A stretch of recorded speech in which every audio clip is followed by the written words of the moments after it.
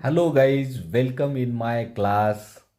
I'm gonna teach you new topic of chemistry, which is very important. Hello friend, today we are going to see the new compound that is diethylmalonate. This is also active methylene compounds we have seen.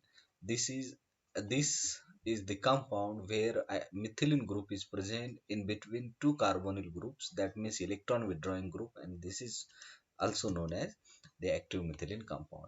It can be prepared, see here, simply following steps. See, first of all we have to treat potassium cyanoacetate on acid.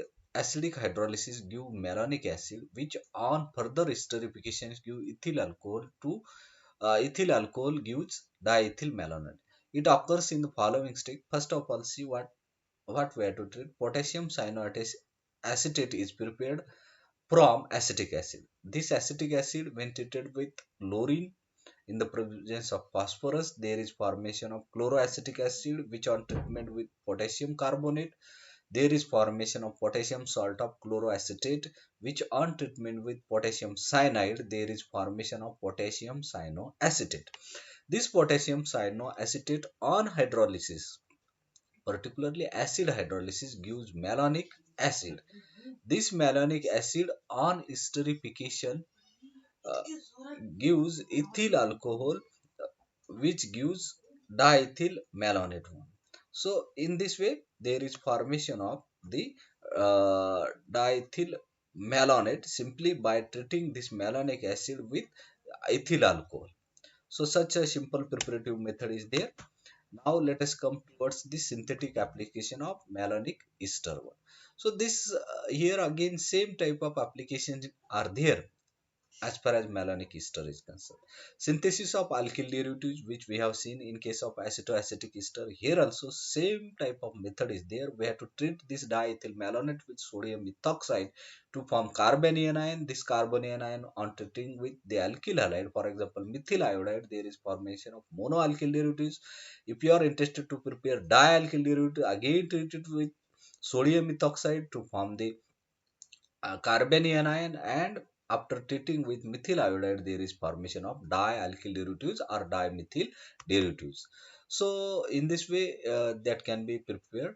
Now synthesis of monocarboxylic acid can be possible.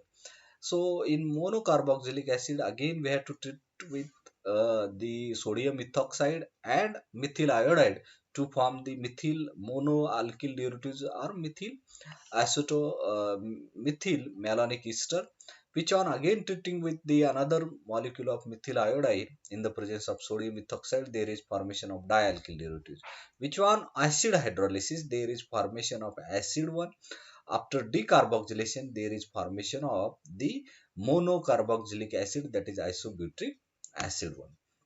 Now synthesis of dicarboxylic acid. Here also dicarboxylic acid can be synthesized simply by treating it with the chloroethyl acetate. So when chloroethyl acetate it is treated, there is formation of such type of derivatives, which on which on hydrolysis, acid hydrolysis, there is formation of acid. Now let us decarboxylate it to form the succinic acid. So in this way succinic acid can be prepared. Similarly, diethyl malonate on treatment with the sodium methoxide and ethylene dibromide, there is formation of an intermediate. This intermediate on hydrolysis followed by decarboxylation, there is formation of adipic acids. So this is also same type of method, nothing is special in the same one. In order to form such type of dicarboxylic acid, you can be prepared. So in dicarboxylic acid, you can be prepared succinic acid, you can be prepared the adipic acid also. Now let us come to the next, that is the synthesis of alpha beta unsaturated carboxylic acid.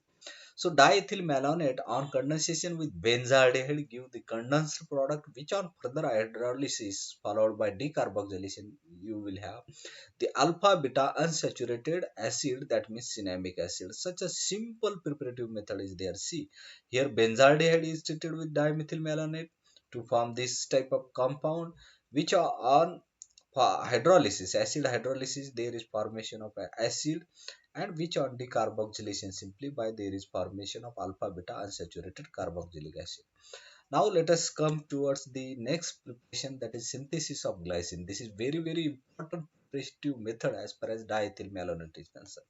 In this method, first of all, we have to treat with diethyl malonate with bromine liquid to form bromoderivatives, which on treatment with ammonia, there is formation of amino derivatives. After formation of amino derivatives, let us acid hydrolysis it by means of there is formation of the amino carboxylic acid, which on decarboxylation there is formation of glycine. So such a simple method is there as far as preparation of glycine is concerned. Now this is also the last method, and this is very important as far as the synthetic application of malonic ester is concerned. Malonic ester on condensation with urea gives barbituric acid, that means this is one of the important drug. So this diethyl malonate when treated with urea, there in the presence of phosphoryl chloride, there is formation of this barbituric acid. So in this way, such a simple six type of applications are there. Almost all are very important. So here we stop today. Thank you very much.